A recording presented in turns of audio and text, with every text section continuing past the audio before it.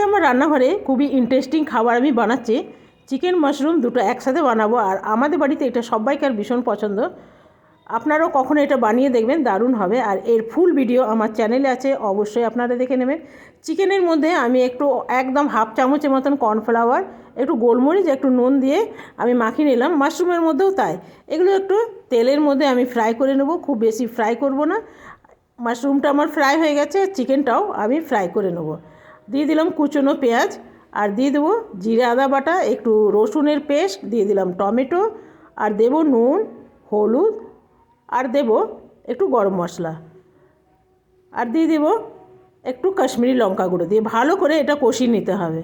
এটা আমার কষানো হয়ে গেছে। এরপরে চিকেন আর মাশরুম যেটা রেখেছিলাম সেটাও দিয়ে দিলাম, আর দিয়ে দিলাম বেশি করে একটু কাসুরি মেথি। এটা কখনো বানিয়ে খেয়ে দেখবেন, অসাধারণ হয়।